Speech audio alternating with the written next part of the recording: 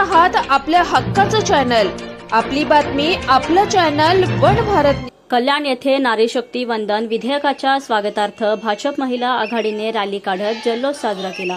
नरेंद्र मोदी यांच्या पुढाकारातून सादर करण्यात आलेल्या या विधेयकामुळे संसदेत महिलांना 33% आरक्षण मिळणार आहे। नारी शक्ती वंदन अधिनियमाच्या समर्थनार्थ कल्याण पूर्वेत भाजपा महिला आघाडीच्या जिल्हाध्यक्षा रेखा चौधरी यांच्या वतीने भव्य रॅली काढून जल्लोष साजरा करण्यात आला।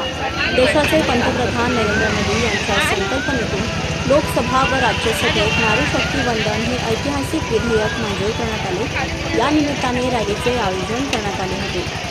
या रॅलीत कल्याण पूर्वच्या आमदार सुलभा गायकवाड, भाजपा महिला जिल्हाध्यक्षा तथा नगरसेविका रेखा चौधरी, सरचिटणीस प्रीती दीक्षित, नगरसेविका मनीषा गायकवाड, स्नेहल मोरे, डॉक्टर पूजा गायकवाड, भाजपा पदाधिकारी वंदना मोरे आदींसह महिला पदाधिकारी, कार्यकर्त्या आणि महिला मोठ्या संख्येने सहभागी झाल्या होत्या।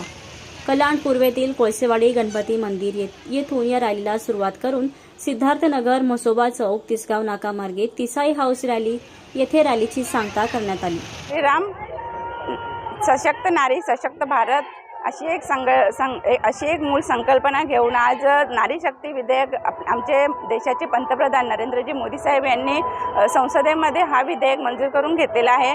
आणि आपल्या सगळ्यांनाच माहिती आहे की पंतप्रधान जे आहे ते अतिशय दूरदृष्टी ठेवून काम करत असतात। आणि आज हा विधेयक जो मंजूर झालेला आहे तो विधेयक म्हणजेच महिलांना राज्यसभेमध्ये आणि विधानसभेमध्ये 33% आरक्षण। म्हणजे आपण जर विचार केला तर एक महिला चांगल्या उत्तम प्रकारे घर सांभाळू शकते, ही गोष्टीची जाण ठेवूनच आज मोदीजींनी हा विधेयक आपल्या सर्वांच्या अनुमतीने हा विधेयक मंजूर झालेला आहे। आणि या विधेयकामुळे आज महिला या आत्मनिर्भर तर होत्या, सक्षम पण होत्या, पण आज त्या सक्षम नेतृत्वही करणार आहेत। आणि आज आपण बघितलं तर मोठ्या संख्येने महिला या अतिशय उत्साहाने काम करत असतात आणि कोणतंही काम जर महिलांना तुम्ही दिलं तर ते एकदम जिद्दीने करत असतात। आणि म्हणूनच भारत सक्षम होण्यासाठी आणि भारताचा विकास होण्यासाठी अत्यंत गरजेचं आणि अत्यंत महत्त्वाचं पाऊल हे मोदीजींनी उचललेलं आहे। आणि त्यामुळेच आज याचं विधेयकाचं समर्थन म्हणून आज आम्ही सगळ्या महिला आज बघितलं असेल इथे फक्त मोदीजीने त्यांच्यासाठी स्वतः नाही तर महिलांसाठी आणि भारताला एकदम अतिशय विकसित करण्यासाठी हा अत्यंत महत्त्वाचा निर्णय घेतलेला आहे। आणि या समर्थनानंच आज आम्ही या ठिकाणी मोठ्या जल्लोषाने आणि उत्साहाने ही सर्व महिलांसोबत पदयात्रा आम्ही रॅली या ठिकाणी काढण्यात आलेली आहे। आणि खरंच मोदीजींचं आमच्या सगळ्यांच्या वतीने खूप खूप धन्यवाद आणि खूप खूप आभार।